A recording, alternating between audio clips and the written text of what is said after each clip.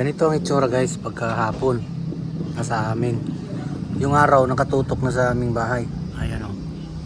Kaya parang may nakatutok na spotlight dito sa pintuan namin. Tapos yung ating motor, ayan, nakapahinga na siya sa init. Dahil mula tanghali, wala talaga siyang nakasilong na mga naka-shelter. Wala, open na open dito guys sa parking.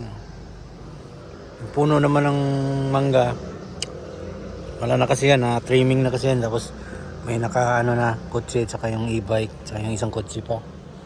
Kaya yung parking talaga dito guys, ubos talaga ng gas ko lagi dito.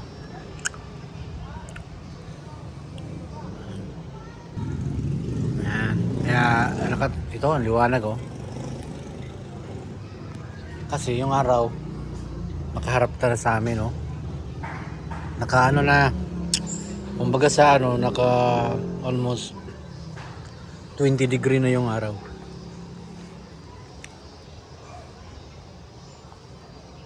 Ito nga pala ang aming tirahan guys. Ipiplex ko uli sa inyo ito. Nandito kami sa second floor. Ayan ang number C3. Ayan, magka sunod-sunod yan mga kadroks. Mga butas-butas. Meron din sa ilalim nito. At meron din sa, ayan. Doon naman ibang presyo na yun. Medyo hindi masyadong kamahalan. Dito sa amin mahal talaga guys. Dating itong 6.5. Ngayon ay gawin na nilang 7,000. Ang upa namin dito ay 7,000 mga kadroks. Pero nakaisang taon kami na 6.5. Dati yung sa anak ko, yung mga kadroks sa kabila, 7,000 din ang upa nila noon.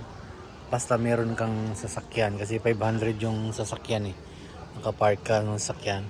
500 yung isang buwan plus yung 6.5. So ngayon, 7,000 na kahit wala kang sasakyan. Kung magkaroon ka ng sasakyan, kami uli, maging 7.5 na yan. Ganyan kahirap guys pag nangungupahan. Pero ayaw na kasi ng mga anak ko at asawa ko. Mas gusto nila kasi nangungupahan muna kami. May bahay naman talaga kami guys. Nandun sa may malapit sa City Hall. Dito sa Santa Rosa. Kaso mas gustuhin nila na nangungupahan. Ang dahilan, mas malapit dami dyan oh, sa kapilya. Ayan. Yan ang kapilya namin mga kadroks. Gusto kasi namin na malapit kami para mabilis kami makasamba. Kasama ko pala ang aking apo ngayon dito sa bahay mga kadroks. Yung apo ko ay nanonood at sa kanyang tablet na yan. Yan. Nanood lang siya. Ay ako, istipot lang ako dito mga kadroks. Sasara muna natin to.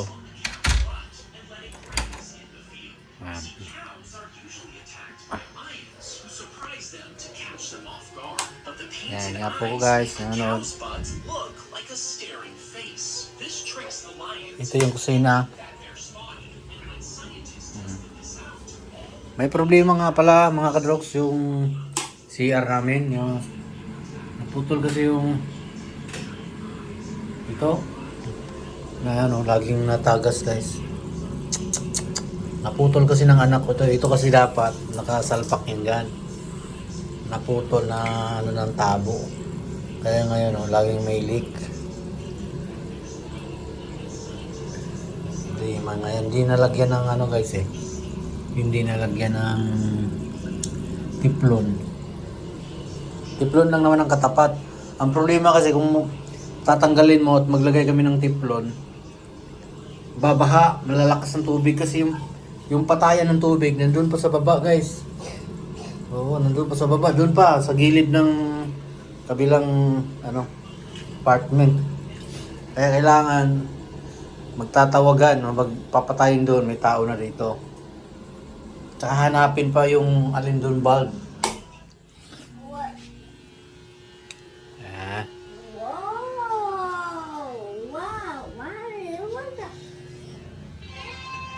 So balik tayo dito sa labas mga kadroks.